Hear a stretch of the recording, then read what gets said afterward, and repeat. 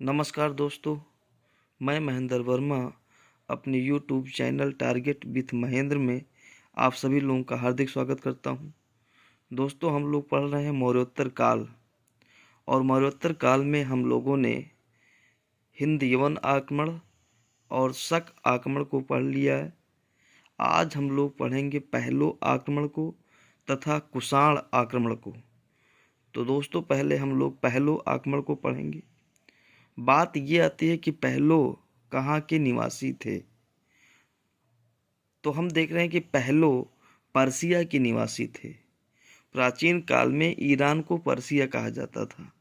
तो अगर एग्जाम में आ जाए कि पहलो क्या ईरान के निवासी थे, तो आप कहेंगे यस, पहलो ईरान के निवासी थे या पर्सिया के निवासी थे। अब बात आती है कि पहलो वंश का संस्थापक कौन था। तो आंसर हो जाएगा मिथ्रेडेटस। देखिए, संस्थापक मिथ्रेडेटस था, जिसने 170 बीसी से लेकर के 130 बीसी तक शासन किया। मिथ्रेडेटस ने जो आक्रमण किया था वो तक्षशिला पर किया था और तक्षशिला पर आक्रमण करके इस वंश की नींव डाली थी। तो फिर से देखिएगा दोस्त, पहलो पर्सिया के निवासी थे, संस्थापक मिथ्रेडेटस था, जिसने 170 बीसी से लेकर के 130 बीसी तक शासन किया। मिथ्रेडेटस ने तक्षशिला पर अधिकार कर इस वंश की नींव डाली। अब बात आती है कि इस वंश का सबसे महत्वपूर्ण शासक कौन था। तो आंसर हो जाएगा गोंडू फर्नीज, जो मिथ्रेडेटस के बाद गद्दी पर बैठा। तो यहाँ पर देखिएगा, यह पहलो वंश का सर्वाधिक महत्वपूर्ण शासक था। अनुश्रुतियों में इसे संपूर्ण भारत का राजा कहा गया है। इसके शासनकाल का एक अभिलेख तख्ते वही पेशावर से प्राप्त होता है और इसे तख्ते वही अभिलेख के माध्यम से हम इसके बारे में जानकारी प्राप्त कर पाते हैं। और अगर बात किया जाए अनुश्रुतियों में, तो इसे संपूर्ण भारत का राजा कहा गया है। तो सबसे इम्पोर्टेंट चीज़ ये है कि इसको क्या कहा गया है। तो संपूर्ण भारत का राजा। इसका कौन सा अभिलेख मिला है। तो तख्ते वही। कहाँ से मिला है। तो पाकिस्तान के पेशावर से मिला है। दूसरा क्वेश्चन जो यहाँ से पूछता था कि इसके समय कौन सा ईसाई पादरी भारत आया। तो आंसर हो जाएगा सेंट थॉमस।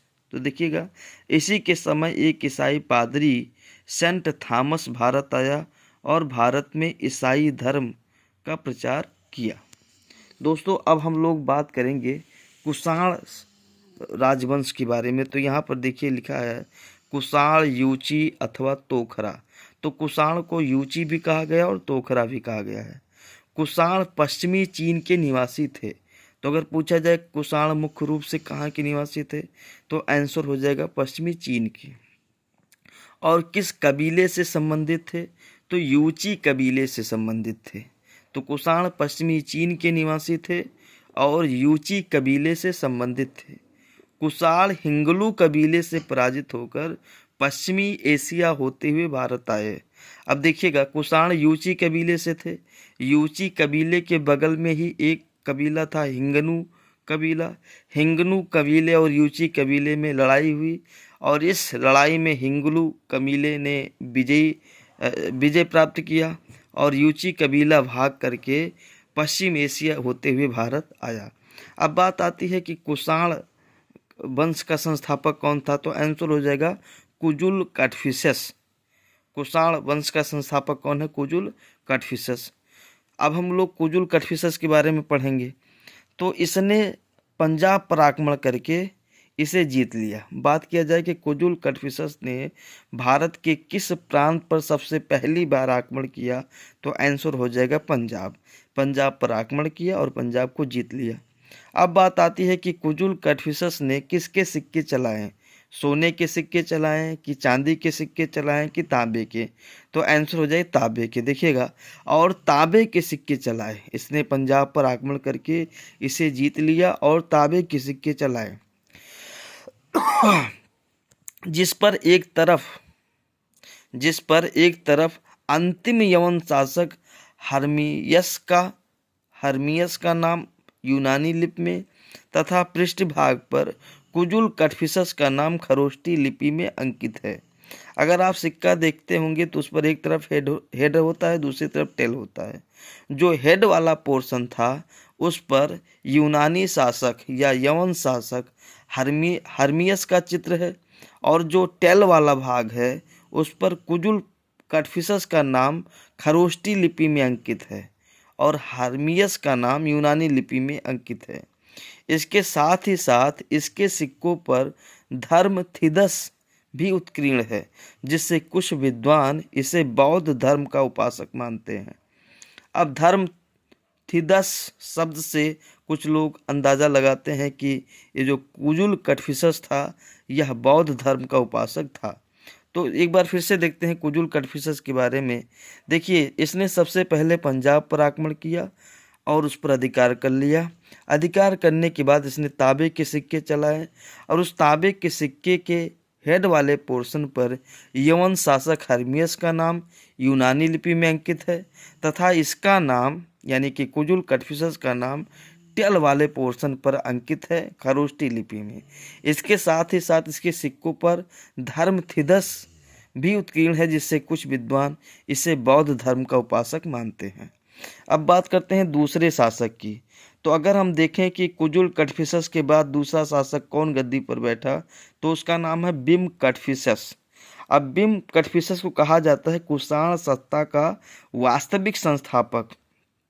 तो अगर ये पूछा जाए कुषाण सत्ता का संस्थापक कौन है, तो कुजुल कटफिसस, और वास्तविक संस्थापक कौन है, तो बिम कटफिसस। जैसे अगर पूछा जाए गुलाम वंश का संस्थापक कौन है, तो ऐबक हो जाएगा, कुतुबुद्दीन ऐबक।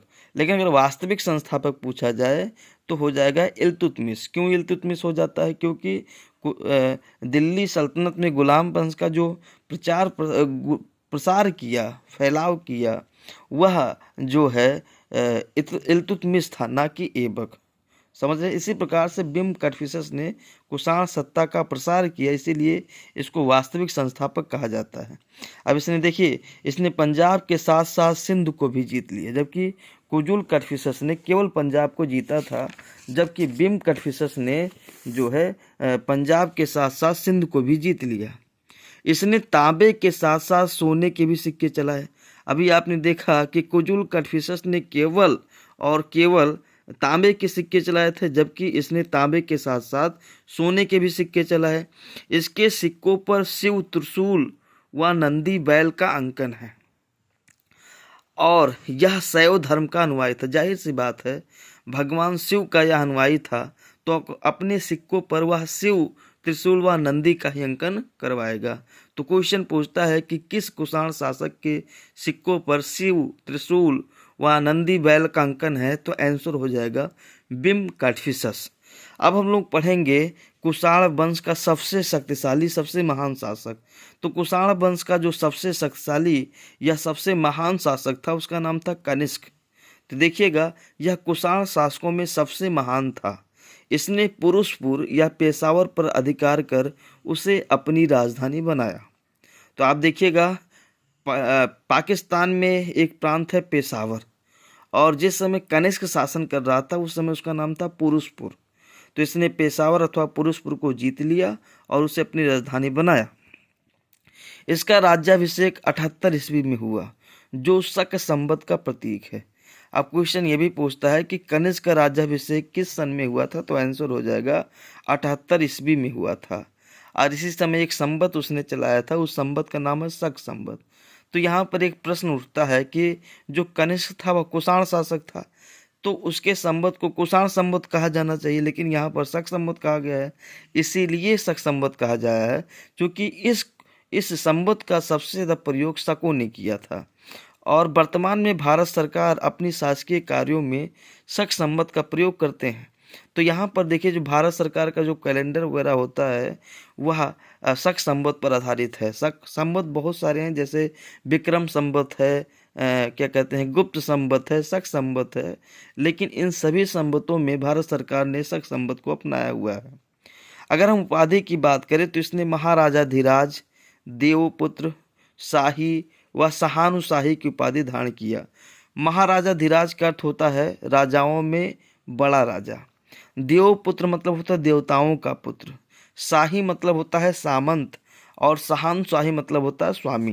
तो यह कह रहा है कि मैं राजाओं में एक बड़ा राजा हूँ, इसीलिए इसने महाराजा धीराज की उपाधि था। इसलिए देवपुत्र, ये कह रहा है कि मैं कोई साधारण व्यक्ति नहीं हूँ बल्कि मैं देवपुत्र हूँ, इसीलिए आप सभी लोग मेरी इज्जत करिए। शाही, प्रारंभ में इसने सामंत की उपाधि धारण की थी, फिर शाहानुशाही, फिर कह रहा है कि मैं सभी लोगों का स्वामी हूँ। तो अगर उपाधियों की बात आ जाए कि कनिष्क ने कौन कौन सी उपाधि धारण किया था, तो आंसर हो जाएगा महाराजा धीराज, देवपुत्र, शाही व शाहानुशाही की उपाधि धारण की थी।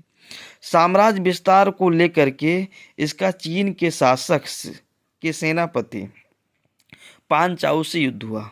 अगर हम चीन से इसके युद्ध की बात करें तो कनिष्क का चीन के शासक के सेनापति पांचाऊ से लगभग 2 युद्ध हुआ था, जिसमें अगर पहले युद्ध की बात करें तो पहले युद्ध में कनिष्क पराजित हुआ था, लेकिन दूसरे युद्ध में कनिष्क ने पांचाऊ को पराजित किया था। तो यहाँ पर देखिएगा, साम्राज्य विस्तार को लेकर इसका चीन के शासक के सेनापति पांचाऊ से युद्ध हुआ। पहले युद्ध में कनिष्क पराजित हुआ, किंतु दूसरे युद्ध में कनिष्क ने पांचाऊ को पराजित कर दिया। तथा चीन से यूरोप को जाने वाले रेशम मार्ग पर अधिकार कर लिया। इस मार्ग से इसे अत्यधिक आय की प्राप्ति हुई। अब उस समय में चीन का जो रेशम था वह विश्व प्रसिद्ध था, और चीन से रेशम भारत में भी आता था, यूरोप में भी जाता था, और अगर उस मार्ग पर जिसका अधिकार हो जाता था वह भारी मात्रा में टैक्स लेता था। तो इसी वजह से कनिष्क को इस मार्ग पर अधिकार कर लेने के पश्चात अत्यधिक धन की प्राप्ति हुई। बात किया जाए कि चतुर्थ बौद्ध संगीत किसके समय हुआ था, तो आंसर हो जाएगा कनिष्क। लिखिएगा, कनिष्क के समय ही चतुर्थ बौद्ध संगीत का आयोजन हुआ था। हमने जब बौद्ध धर्म पढ़ाया था तो वहाँ हमने बताया था कि कनिष्क ने पार्श्व के कहने पर चतुर्थ बौद्ध संगीत बुलाया था, जिसमें अध्यक्ष जो थे वो वसुमित्र थे और उपाध्यक्ष जो थे वो अश्वघोष थे, और चतुर्थ बौद्ध संगीत हुआ था कश्मीर में। आगे देखते हैं, कनिष्क ने 124 ग्रेन के शुद्धतम स्वर्ण सिक्के चलाए। इसके कुछ सिक्कों पर बुद्ध की आकृति मिलती है। तो देखिएगा, कनिष्क ने एकदम शुद्ध सिक्का चलाया था सोने का, इसीलिए कहा गया कनिष्क ने 124 ग्रेन के शुद्धतम स्वर्ण सिक्के चलाए। इसके सिक्कों पर भगवान बुद्ध की आकृति मिलता है, तो जिससे साफ साफ पता चलता है कि कनिष्क बौद्ध धर्म का अनुयायी था। तो क्वेश्चन पूछता है कि कनिष्क किस धर्म का अनुयायी था, तो आंसर हो जाएगा बौद्ध धर्म। अब बात करते हैं किसने कौन कौन सा नगर बसाया था। तो कनिष्क ने कश्मीर में कनिष्कपुर, देखिएगा, कनिष्क ने कश्मीर में कनिष्कपुर और तक्षशिला में सिरकप नामक नगर बसाया था। तो कनिष्क ने 2 नगर बसाया था, कश्मीर में कनिष्कपुर और तक्षशिला में सिरकप नामक नगर की स्थापना की थी। कनिष्क ने पुरुषपुर यानी कि पेशावर में कनिष्क चैत्य का निर्माण करवाया था। तो क्वेश्चन पूछता है कि कनिष्क ने कनिष्क चैत्य का निर्माण कहाँ करवाया था, तो आंसर हो जाएगा पेशावर। कनिष्क के दरबार में पार्श्व, वसुमित्र, अश्वघोष, नागार्जुन तथा चरक जैसे विद्वान रहते थे। तो पूछता है कि कनिष्क के दरबार में कौन कौन से विद्वान रहते थे, तो आंसर हो जाएगा पार्श्व रहते थे, वसुमित्र रहते थे, अश्वघोष रहते थे, नागार्जुन रहते थे तथा चरक रहते थे। नागार्जुन जो थे वह बौद्ध विद्वान थे जिन्होंने प्रज्ञा पारमिता सूत्र की रचना की। देखिएगा, नागार्जुन बौद्ध विद्वान थे जिन्होंने प्रज्ञा पारमिता सूत्र की रचना की, जिसमें शून्यवाद अथवा सापेक्षवाद का प्रतिपादन किया गया है। तो क्वेश्चन पूछता है कि शून्यवाद का प्रतिपादन किस ग्रंथ में किया गया है, तो आंसर हो जाएगा प्रज्ञा पारमिता सूत्र में। और अगर ये पूछ लिया जाए कि प्रज्ञा पारमिता सूत्र की रचना किसने किया था, तो आंसर हो जाएगा नागार्जुन। और अगर ये पूछ लिया जाए कि नागार्जुन किस धर्म से संबंधित थे, तो बौद्ध धर्म। चरक को आयुर्वेद का जनक कहा जाता है। तो क्वेश्चन पूछता है कि आयुर्वेद का जनक कौन है, तो आंसर हो जाएगा चरक। और अगर ये पूछ ले कि कौन सा वेद आयुर्वेद का जनक है, तब आंसर हो जाएगा अथर्ववेद। तब आंसर हो जाएगा अथर्ववेद। अब कनिष्क के समय कुछ कला का विकास हुआ था, तो उसको हम देखते हैं। कनिष्क के समय मुख्य रूप से 2 कला का विकास हुआ था। पहला कला है गांधार कला और दूसरा कला है मथुरा कला। गांधार कला को गांधार कला क्यों कहा जाता है? क्योंकि इस शैली का जन्म गांधार में हुआ, इसीलिए इसे गांधार कहा गया, गांधार कला कहा गया। साथ ही साथ इसे इंडो ग्रीक, ग्रीक रोमन और रोमन बुद्धिस्ट कला भी कहा जाता है। तो अगर ये पूछ ले भैया कि इंडो ग्रीक कला कौन है, तो आंसर हो जाएगा गांधार कला। ग्रीक रोमन कला कौन सा कला है, तो गांधार कला। रोमन बुद्धिस्ट कला कौन सा है, तो गांधार। यानी गांधार कला का अन्य नाम है इंडो ग्रीक कला, ग्रीक रोमन कला अथवा रोमन बुद्धिस्ट कला। दूसरा है मथुरा कला। इसका केंद्र बिंदु मथुरा था, इसीलिए इसे मथुरा कला कहा गया। वासुदेव शरण अग्रवाल के अनुसार सर्वप्रथम मूर्तियों का निर्माण करने का श्रेय मथुरा कला को जाता है। अगर कोई आपसे पूछ ले, बताइए कनिष्क के समय दो कला शैली का विकास हुआ, पहला गांधार कला, दूसरा मथुरा कला। लेकिन आप ये बताइए कि किस कला शैली में सबसे पहले मूर्तियां बनाई गई, गांधार कला में कि मथुरा कला में, तो आंसर हो जाएगा मथुरा कला में। अब यहाँ पर हमने कुछ कला के बारे में लिखा है, तो क्वेश्चन कभी कभी एग्जाम में आता है, हाई लेवल एग्जाम में, कि कौन सा कला किस धर्म से संबंधित है। तो अगर ये पूछा जाए कि बताइए गांधार कला किस धर्म से संबंधित है, तो आंसर हो जाएगा बौद्ध धर्म। क्योंकि जब आप गांधार कला को पढ़ेंगे तो आप देखेंगे कि वहाँ पर केवल गौतम बुद्ध से संबंधित ही चित्र बनाए गए हैं। तो गांधार कला किससे संबंधित है, बौद्ध धर्म से। अगर हम मथुरा कला की बात करें कि मथुरा कला किस से संबंधित है, किन किन धर्मों से संबंधित, तो आप देख पाएंगे 3 धर्म से संबंधित है। हिंदू धर्म से भी संबंधित है, यानी कि जो है हिंदू धर्म के जितनी भी देवी देवता आते हैं उन लोगों की भी वहाँ मूर्तियाँ बनी है। बौद्ध धर्म से भी संबंधित है और जैन धर्म से। तो मथुरा कला 3 धर्म से संबंधित है, हिंदू, बौद्ध और जैन। अगर एलोरा की बात किया जाए तो एलोरा कला भी 3 धर्म से संबंधित है, हिंदू धर्म से संबंधित है, बौद्ध धर्म से संबंधित है, जैन धर्म से संबंधित है। अगर आ जाए एलिफेंटा की गुफाओं में कौन कौन से चित्र बनाए गए हैं, तो मुख्य रूप से वहाँ पर ब्रह्मा, विष्णु और महेश के चित्र बनाए गए हैं। अगर अजंता की कला की बात की जाए, अजंता की गुफाओं की कला की बात की जाए कौन कौन से धर्म से संबंधित है, तो आंसर हो जाएगा 2 धर्म, बौद्ध धर्म और हिंदू धर्म। अगर खजुराहों की बात किया जाए, खजुराहों में किस किस धर्म से संबंधित है, तो आप बताएंगे शैव धर्म से संबंधित है, वैष्णव धर्म से संबंधित है और जैन धर्म से संबंधित है। अब हम कनिष्क के बाद की बात करेंगे। कनिष्क के बाद कुषाण वंश का अगला शासक कौन हुआ, तो कनिष्क के बाद कुषाण वंश का अगला शासक वशिष्ठ हुआ। वशिष्ठ यह कनिष्क का बड़ा पुत्र था, यह वैष्णव धर्म का अनुयायी था। तो पूछता है कि कनिष्क के बाद गद्दी पर कौन बैठा, तो आंसर हो जाएगा वशिष्ठ। और वशिष्ठ किस धर्म का अनुयायी था, तो वैष्णव धर्म का अनुयायी था। वशिष्ठ के बाद गद्दी पर कौन बैठा, तो हुबिष्क। अब यहाँ पर आप देखिए वशिष्ठ के बाद हुबिष्क गद्दी पर बैठा। अब क्वेश्चन यहाँ से ये पूछता है कि किसने जो है कुषाण सत्ता का जो केंद्र पेशावर था वहाँ से हटाकर मथुरा किया, तो आंसर हो जाएगा हुबिष्क। देखिएगा इसके समय कुषाण सत्ता का प्रमुख केंद्र पेशावर से हटकर मथुरा हो गया। अब कुषाण सत्ता का जो पेशावर केंद्र बनाया था किसने बनाया था, तो हमने अभी आपको बताया कनिष्क ने कुषाण सत्ता का प्रमुख केंद्र पेशावर बनाया था। लेकिन अभी आप देख रहे हैं हुबिष्क इसको हटाकर मथुरा कर देता है। दूसरा जो बहुत ही मोस्ट इम्पॉर्टेंट क्वेश्चन है वो पूछा था कि हुबिष्क के सिक्कों पर किस किस का अंकन है।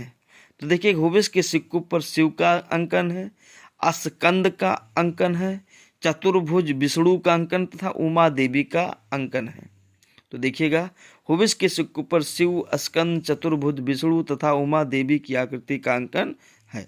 हुबिष्क ने कौन सा नगर बसाया था, तो हुबिष्क ने कश्मीर में हुबिष्कपुर नामक नगर बसाया था। तो ये भी क्वेश्चन एग्जाम में पूछा गया है कि हुबिष्क ने कौन सा नगर बसाया था, तो आंसर हो जाएगा हुबिष्कपुर। और हुबिष्कपुर नगर उसने कहाँ बसाया था, तो आंसर हो जाएगा कश्मीर। अब बात आता है कि इस वंश का अंतिम शासक कौन था, तो आंसर हो जाएगा वासुदेव। अब देखिएगा इस वंश का अंतिम शासक वासुदेव था और यह शैव धर्म का अनुयायी था। या किस धर्म का अनुयायी था, शैव धर्म का अनुयायी था। तो कुषाण वंश का पहला शासक था कुजुल कटफिसस और कुषाण वंश का अंतिम शासक था वासुदेव। बड़ा मोस्ट इम्पॉर्टेंट चीज है कि कुषाण शासकों ने किस किस धातु के सिक्के चलाए और किस धातु के सिक्के नहीं चलाए। तो देखिए कुषाण शासकों ने सोने व तांबे के सिक्के चलाए परंतु चांदी के सिक्के नहीं चलाए। देखिए कुषाण शासकों ने सोने व तांबे के सिक्के जारी किए किंतु चांदी के सिक्के नहीं जारी किए। अच्छा, अब बात आती है भारत में सबसे पहले सोने का सिक्का किसने चलाया? तो आंसर हो जाएगा हिंद यवन शासक। भारत में सबसे पहले शुद्ध सोने का सिक्का किसने चलाया? तो आंसर हो जाएगा कुषाण शासक। और फिर अगर क्वेश्चन आ जाए कि सबसे ज़्यादा सोने का सिक्का भारत में किस शासक ने चलाया? तो गुप्त शासक ने। और गुप्त शासक में कौन सा शासक होगा? स्कंदगुप्त। तो सबसे ज़्यादा सिक्का सोने का स्कंदगुप्त ने चला, लेकिन उसके सोने के सिक्कों में मिलावट थी, शुद्ध सोने का सिक्का नहीं था। तो यहाँ पर देखिएगा, भारत में सर्वप्रथम स्वर्ण सिक्के हिंद एवं शासकों ने जारी किए, सर्वाधिक शुद्ध स्वर्ण सिक्के कुषाण शासकों ने चलाए, तथा सर्वाधिक स्वर्ण सिक्के गुप्त शासक स्कंदगुप्त ने चलाया। तो क्वेश्चन कंफर्म हुआ ना कि सबसे पहले सोने का सिक्का किसने चलाया? हिंद एवं शासक ने। सबसे शुद्ध सोने का सिक्का किसने चलाया? कुषाण शासकों ने। और सबसे ज़्यादा सोने का सिक्का किसने चलाया? स्कंदगुप्त ने। लेकिन क्या दिक्कत थी? वह सिक्का जो स्कंदगुप्त ने चलाया वह शुद्ध सोने का सिक्का नहीं था, उसमें मिलावट था। तो दोस्तों, अगला टॉपिक हमारा होगा गुप्त काल। अगला टॉपिक होगा हमारा गुप्त काल। आज हमारा टॉपिक ये जो मौर्योत्तर काल था वो समाप्त हुआ। वीडियो को दोस्तों लाइक करिए, शेयर करिए और कमेंट करिए। और आपके कमेंट, शेयर और लाइक से हमारा उत्साह बढ़ता है। तो दोस्तों, ये सब काम आप ज़रूर करिए। Thank you so much.